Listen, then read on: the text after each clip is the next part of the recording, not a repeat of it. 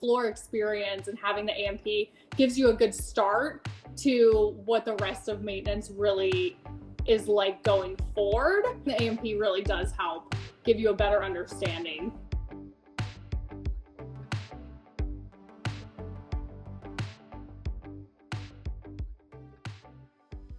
Will you introduce yourself and tell us about your roles in business aviation? Yeah, so I'm Emily. I got my AMP back in 2021. I started using it at the beginning of 2022. In the beginning, I worked for an air ambulance, and I was there for about a year and a half, almost 2 years. And then I decided I wanted to work on a larger airframe. So I decided to go to Duncan Aviation out in Utah, which was a very big change from Georgia. I'd been on the floor for about 3 years at that point. So I decided I wanted to take the next step in my career, which was getting off of the floor and getting more into trying to learn the management side of things. I started at executive jet management April 28th, so not that long ago.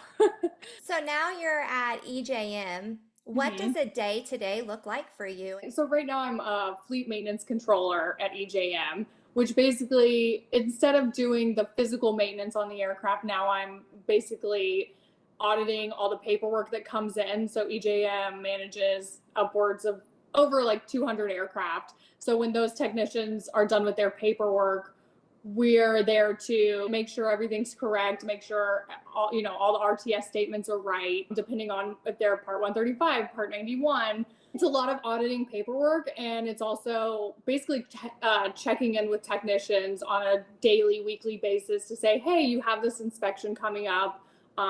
Do you have plans to take care of that? Do we need to call someone else to take care of it? Any kind of AOG events. We're basically the ones who get the first call that, hey, the aircraft is AOG and we need maintenance on it. And then that's where we take over and we call around, where is the aircraft? What vendors do we have available there? That's pretty much like my day-to-day now, which is definitely a big switch from being on the hangar floor, but it's kind of fun because it's not something I was really ever exposed to being a technician. I was, removing, replacing parts, taking off panels, doing inspections. So now it's just basically the other side of that once those inspections are done, okay, now what? And I'm getting the full picture now, which I really like. Everybody that's a controller, a fleet maintenance controller at EJM has an AMP. There were guys in there that were on the floor for 15, 20 years and then decided, okay, I want to get off the floor. I want to step into a different role.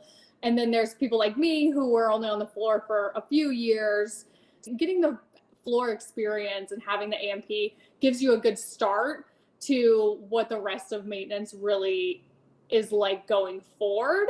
Because once you've done those inspections, with these like chapter 5 items from the AMM, once you've, done a few of those on a Gulfstream 450, now when you're a maintenance controller, you understand like this is coming due, this is what we need to see for that because you've already been in that position. So having the AMP really does help give you a better understanding when you're actually in maintenance control. You have done a lot with women in corporate aviation, women in aviation international. Can you tell a little bit about your experience with those organizations? I was working on my aeronautics degree, but when I was working on my aeronautics degree, I had no idea what I wanted to do, what direction I wanted to go in, and I ended up joining Women in Aviation and going to a conference. And I was just kind of getting a feel of what kind of careers are out there for aviation. And I happened to stop at the Women in Corporate Aviation booth and just start talking, getting some ideas of what it was all about. I had a couple mentors that I gained from Women in Corporate Aviation just from that conference. I met a woman, her name's Jennifer Castro. She's a corporate pilot. She flies Gulfstreams. She was like, well, you have to meet Laura Scanlon. And I was like, okay, I don't know who that is. I don't know what she does. And she's like, she's an AMP. She's a maintenance director. She would be a really good mentor for you. And she's really the reason that I actually moved out to Cincinnati because she works for EJM. WCA has really progressed my career just through like networking. I've won a couple scholarships through WCA and the sponsors.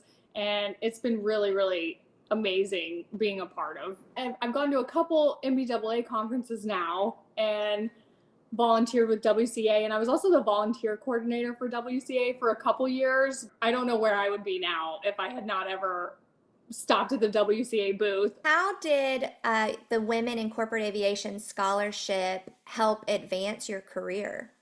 So the first scholarship I got was a Standard Aero scholarship, and it was a financial scholarship. It was the first scholarship I'd ever won. I had never won a scholarship before, so that was a very good confidence boost. I was in A&P school when I got it, and that one obviously helped with my financial situation, paying for A&P school, but also getting to meet other people in the industry and seeing like what an MRO environment is kind of like. Because I won the Standard Aero scholarship, one of the supervisors basically said, well, why don't you come down here and we'll show you around and you can kind of get a feel for what an MRO environment is like. At A&P school, you're getting to obviously be in a hangar environment, but it's just a different aspect when it's actually you're in an MRO with airworthy planes. I really enjoyed that. That was a big boost to see what the MRO side is like. And then I got a flight safety international scholarship. So that one was actually a 3-week course on the G500, 600 airframe. And at that point I was working at the air ambulance and I was working on Learjets. So I was like, I'm not going to fit in here. This is going to be really hard. I'm still, I'm only like a year into being on the floor. These guys are just going to think I'm an idiot. But it was so amazing. I made so many friends there. I still have a group chat with a bunch of the guys that I met in that flight safety class that are just such great people and that were really rooting for me. And what really is amazing about that is not just that I came out with a couple friends, but also I came out with mentors. And so that was something that really helped me in my career, was having those people to rely on that I never would have met had I not won that scholarship. It's really helped me grow my network. So you've received a lot of mentorship, but you've participated in like Girls in Aviation Day, Yeah. been a volunteer coordinator with Women in Corporate Aviation. So you've received mentorship, but you've also made sure to step up and help others and bring others along too. Having people in my corner, it's really amazing and I'm so grateful, but then it just makes me go, well, how am I going to do this for somebody else? How am I going to help somebody else going forward? And so that's why I try, really hard to participate in Girls in Aviation Day and to volunteer with WCA when I can, and if I'm at the conference, volunteer at the booth, because it's so fun to talk to people and explain what WCA is all about and how it has helped me grow and how it can help them grow as well. I'm not just teaching someone something, but I'm also learning something about myself every time I participate in one of those events or get to talk about how a certain organization has helped me. You are a recipient of a scholarship, you're a mentor, you've received mentorship, and you understand the value of networking. So you really do exemplify the mission of Women in Right. Corporate Aviation Yeah. for sure, all three of those. Do you Yeah. have any advice for women in maintenance on networking? For me, I think what really helped is not letting my fear of people judging me or, thinking that I'm not enough get in the way of me still trying to pursue it and trying to network and trying to meet people. Because at the end of the day, you're responsible for you and your feelings, and that's all you can really control. And I just think it's really important to put yourself out there and talk to people and find the people that want to help you. I had a lead at the air ambulance who he just took me under his wing, and he didn't realize like how much help I kind of needed in the beginning. He was like, oh, you've been to A&P school, like you know how to do this. And I was like, I think I've only done that once, I don't know. And once he realized how much I was open to learning, that's when he was really like, oh, okay, I want to teach you everything. Because usually people, when they see you're open to learning and they see how hungry you are to figure things out, most people are going to want to teach you. And the people that don't, just let them, like let them walk away and find somebody else that wants to help, because those are the people that are going to be in your corner. Like me and my old lead, we still talk to this day. about aviation and how, you know, where I'm at in my career now. And it just really, it it gives you a lot of confidence once you do meet those people in your corner. And so I would just say, just keep going. Don't let the negative ones hold you back and think, oh well, I'm not supposed to be here and no one wants to talk to me, or you know, you just haven't talked to the right people. You know, keep going. You're gonna find your people, and it's really important to find your people. So What is the most unexpected place your career so far has taken you, either figuratively or literally? so I guess literally would be all the cities that I've been in so far. I mean, even when I was still at the air ambulance, I was like, nope, I don't want to move to this place. I'll only move here, here, and here. And then you realize how many opportunities you're going to miss out on if you don't explore those cities. And it's been really good. It to just, you know, get to experience another city. And figuratively, I would say just the kindness that people have showed. And I know that's not like really a place that I've gone, and but it's just being able to meet all these really amazing people that are just so sweet and that want to teach you, which I was saying earlier. That's not something I ever expected out of aviation maintenance. What's something you've learned about leadership that's proven true across, every stage, from when you were on online school and then getting your license and then now here at EJM? The biggest thing that I've noticed in the best leaders that I've seen is that they allow themselves to be vulnerable, to allow themselves to grow. So I feel like every time I've come into contact with somebody who really is a great leader, they're not afraid to put their emotions out there and on the line, and say like, you know, this has really been a hard week for all of us, or a hard day for all of us, or whatever it may be. But it kind of gives you that sense of, okay, we are all just human and we do have emotions. And there's a lot of people at certain jobs that'll say like, oh no, you leave your emotions at the door, you're not allowed to bring those in here, you're just here to work. But I feel like the best workplace environments and the best leaders really show you that it's okay to have emotions and it's okay to be human, and you're gonna have those days.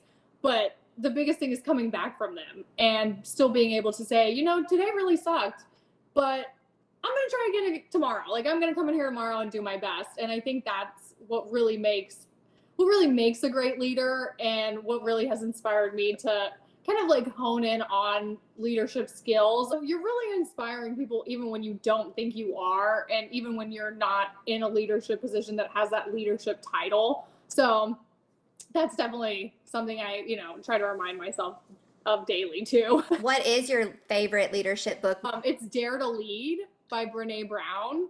And then also this is one that I did at Duncan. And so it's pretty recent, I guess, like within the last 6 months. It's called Crucial Conversations. And I wouldn't even say it's so much about how to be a leader as it is how to have like those tough conversations with people, and how to be in tune with yourself before you go into those conversations. Because I think that's really what leadership is all about, is being able to effectively communicate with other people. So I really love to dig in and learn, like, there's always room for improvement.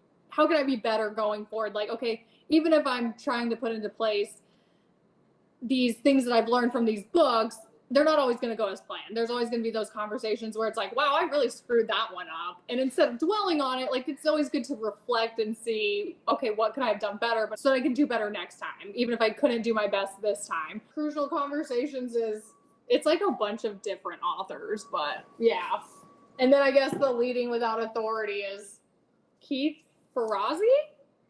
Why is now an exciting time for women to explore career paths within business aviation maintenance? I wish I had started sooner. I never saw a female technician, and so I didn't know, not that I couldn't do it, but just that it never really popped into my head as an opportunity because I just never noticed it. Now it's like you can kind of see that there's a space for women. If you're doing it on your own, it's a lot harder, versus if you have a whole team of people that are there for you and want to see you succeed, like the people at NBAA and Women in Aviation and WCA. It's just such a nice feeling to have all those people behind you. Anytime anybody says like, I have somebody can they talk to you about XYZ and aviation? I'm like, absolutely. Like, send them my number, tell them they can text me. Aviation is really like my passion. I love learning about airplanes and be around everybody that likes airplanes and wants to teach you and help you learn. It also helps. There's so many different Facebook groups and Instagram pages and LinkedIn pages of people who are in that space already, or people that are looking to get into that space. I want to make that space for people like people have made it for me. So I guess if I was going to say why is now a good time, then that's why it's a good time, because there are people that are willing to be open to you and say, yes, like this is a great industry. This is what I love about it. These are things I wish would change, but just being open and honest about my experiences.